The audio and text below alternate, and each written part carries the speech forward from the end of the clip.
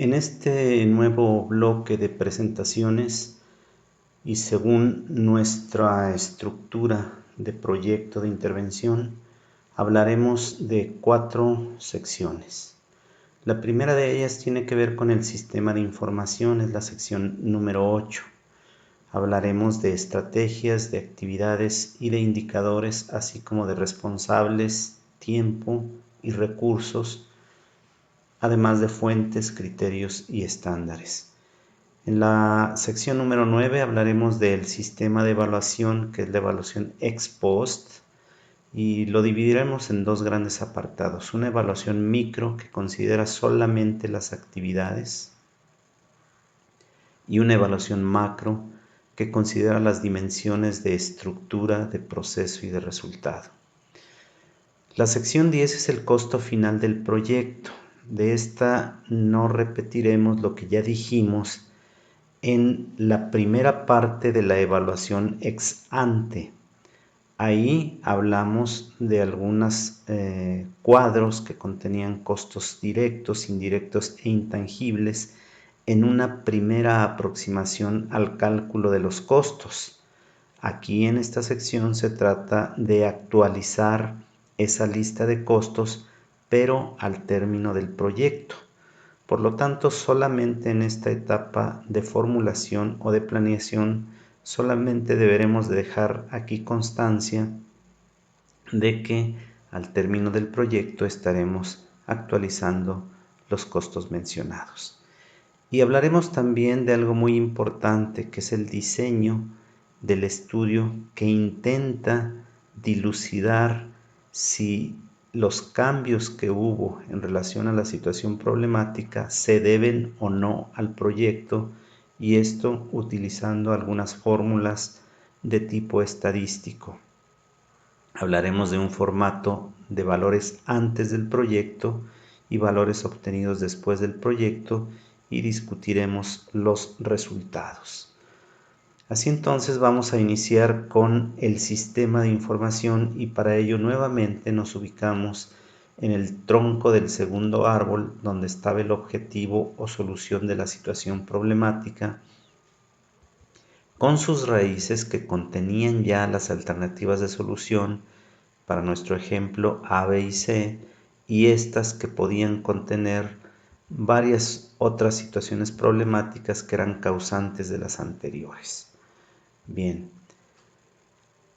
en este sentido habíamos también mencionado que después de haber definido los elementos anteriores, podíamos irnos a una evaluación ex ante, que intentaba determinar cuál de las 3 alternativas de solución, en este caso, era la mejor. Supongamos que la mejor fue la alternativa de solución B, y entonces hacíamos un análisis estratégico con una matriz FODA que nos llevaba a la identificación de al menos 3 estructuras, 3 orientaciones ejecutivas u operativas, a las que llamábamos estrategias, y que podíamos vaciar en este cuadro o un tipo de cuadro de esta naturaleza, donde estarían la estrategia A, la B y la C, y aquí el nombre de cada una de ellas, para después crear las actividades que correspondieran a cada una de estas estrategias. Este modelo era el que seguíamos en el caso de que las alternativas de solución fueran mutuamente excluyentes o no complementarias. En el caso de que estas alternativas de solución fueran complementarias, es decir, que pudiéramos incorporar a las 3 a nuestro proyecto de intervención, entonces estas serían las que ocuparían estas celdas de estrategias. Entonces tenemos aquí la forma de proceder ante las 2 opciones de las que ya hemos hablado. Bien. El sistema de información es la enunciación de los elementos precisos y necesarios de donde vamos a tomar los datos que a lo largo de todo el proyecto nos han de servir para saber si la dinámica del mismo es la adecuada o no. para saber si avanzamos y de qué manera estamos avanzando o no avanzando. Por esto es necesario otra vez hablar de las estrategias, de la estrategia A con sus 3 actividades. Vuelvo a repetir que este es solo un ejemplo. Cuando hablo de 3 actividades pueden ser más. Sus indicadores, un indicador por lo menos para cada una de las actividades. Los estándares, que son puntos ideales de comportamiento que debería de tener cada una de las actividades. Si yo espero que el 100% de los pacientes egresen del servicio de urgencias con tiempos adecuados, pues entonces mi indicador estará enfocado a eso, pero mi estándar será el señalamiento de ese 100% o del 80 o del 90 o entre el 80 y el 90 si yo quiero. Es un estándar, es un punto de referencia deseable, ideal, que yo quiero alcanzar, una especie de meta. Aquí estaría en otra columna los responsables de llevar a cabo, de ejecutar cada una de las acciones o bien de evaluar cada una de las acciones. En otra columna estaría la duración de cada una de las actividades en días, como llevamos el ejemplo en nuestro caso, y de los recursos que utilizamos para cada una de las actividades. Estos recursos es un elemento nuevo que estamos incorporando a las actividades y que deben ser contabilizados o deben estar de acuerdo con los costos que al final debemos de expresar.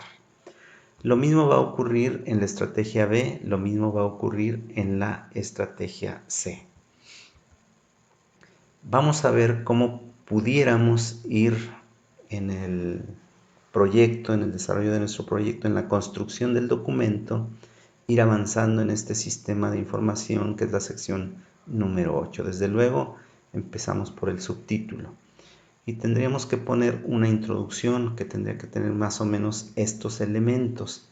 Se entiende por sistema de información, y hay que definirlo, haciendo citas bibliográficas.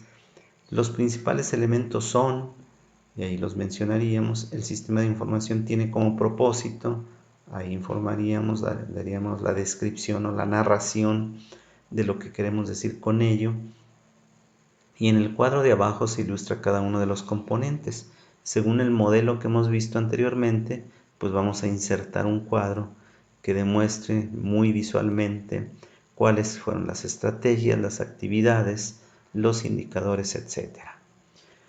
En el subtítulo siguiente, 8.1, estrategias, actividades e indicadores, vamos a hablar precisamente de cuáles son cada uno de ellos de forma narrativa, mismos elementos que están ya en el cuadro que anteriormente hemos visto. En el subtítulo número 8.2 hablaremos de los responsables, del tiempo y de los recursos. Y en el 8.3 de las fuentes, los criterios y los estándares, para terminar ahí con la descripción o la construcción de esta sección de nuestro sistema de información.